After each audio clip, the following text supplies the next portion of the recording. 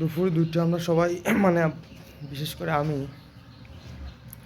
করে আমি অনেক দূর সময় এলো গরুর আইছি ওষুধ খাওয়াতে। যে আমার এইটা আমি আমার জীবনে কোনোদিন ইউজ করিনি হয়তো, যেহেতু আমি গুগল খামার টামার নতুন দিছি আপাতত। এটা কি মানে কি জাতের বাচ্চা এই দুইটে, একটা আর একটা, ওদের কৃমির ওষুধ টিকা মিকা সব দেওয়া শেষ, তারপরে এইটার একটু কাবু কাবু হয়ে গেছে তো। আর এই যে এই জিনিসটার কথা তো দেখেছি অনেক ডাক্তারের কাছে, তো পিকা রোগ নাকি, এই কারণে হলো এইটা দেওয়ার, এইটা দেওয়ার যাই হোক, এই ডাক্তারের পরামর্শ অনুযায়ী যে পিকা রোগ, এইটার কারণে হলো এটার নাম জানো কি, যাই হোক এইটা নিয়ে আসলাম মানে এইটার জন্য। আর ওইটার জন্য স্পেশাল একটা আর কি ডাক্তার দিছে, মানে সিরাপ দিছে, রিচার্জ 100 মিলি দিনে একবার, এইটা। আর নিয়ে আসলাম সবগুলোর জন্য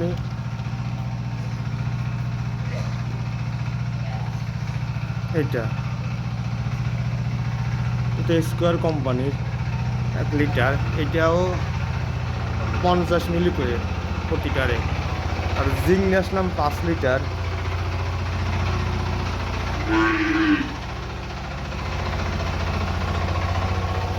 আর এগুলো অন্য ওষুধ, যাই টুকটাক করে ওষুধ করে দিচ্ছি। এটা হলো আমার, এটাও ষাঁড় গরু বাচ্চা, এটার বয়স হয়তো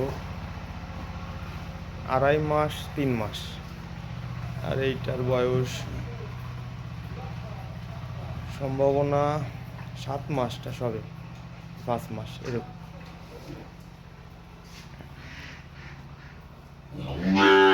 যাক এই ওষুধগুলো খাবো। আর হলো দানাদার খাদ্য হিসেবে আমরা বানাইনি এইগুলো, অত কুড়ো আর বসে দিচ্ছি সাথে।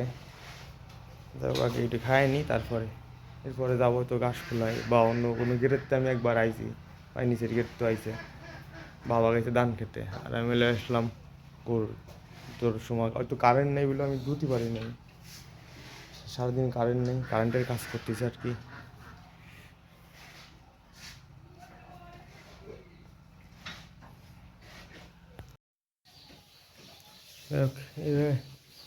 এইমাত্র আলো আমি গরুগুলোরে খাবার টাবার দেওয়ার পরে ওষুধ বড়ি খাওয়ানোর পরে জল নেই তাই ধুতে পারি নাই, এগুলোর ভিটামিন দিচ্ছি।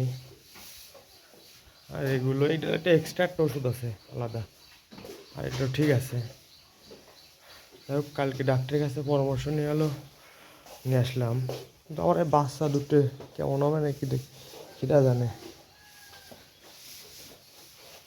এটা অবশ্য এই বছরের জন্য না, 2 বছর ভালো লাগবে। যাই হোক এরপরে যাবো আমরা ঘাস খেতে, তারপরে গেড়ে গেলাম, আমাকে ওই মেশিনটা সারাবে, এই জন্য মাল জিনিস কিনে আইছে। আর আগে শুক্রবার তো গেলাম গরু কিনতে, যাই হোক কিনতে পারি নেই, বা আমাকে যে বাজেট সেই বাজেটের নিচে গরু পাইছি। একটু বড় গরু কিনতে হবে যেহেতু কুরবানি হাটে, তাই মোটামুটি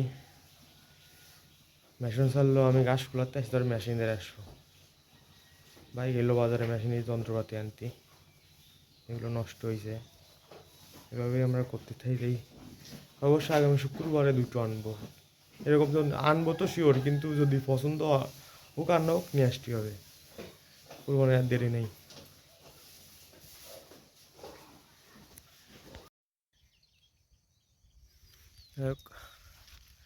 আমার তো বহুত কাজ করলাম, এই যে বিচিগুলো বা এই যে চারাগুলো ঘাসের, এই চারাগুলো পরে আমি যে 2 কেজি কিনে এনে ছড়াইলাম ওইরকম হয়েছে। আর যে বড় বড় যে চারাগুলো, এগুলো আমার প্রথম যে বীজ, সেই বীজ। তার মানে যদি আমি এনে একবার কাটি, তারপরে কাটার মতন হয়ে গেছে, সমস্যা নেই। যদি আমি এমন কাটি তাহলে আরও ভালো হবে, একটু জল দেওয়া লাগবে অবশ্যই অবশ্যই এই পর্যায়ে আর কি। সবচেয়ে পারফেক্ট সময় হলো আর কি। তার মধ্যে দিয়ে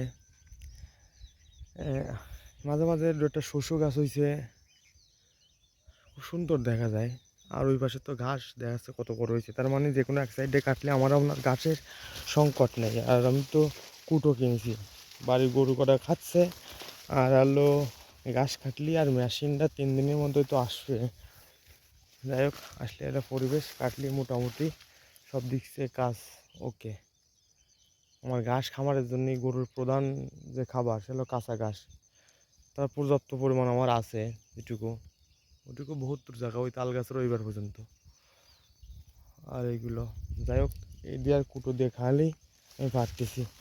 আবার আমাদের ধানের কাজে শুরু হয়ে গেছে, কালকে আবার ওই বাসায় দিতে এই নানান তালে থাকতে হয়।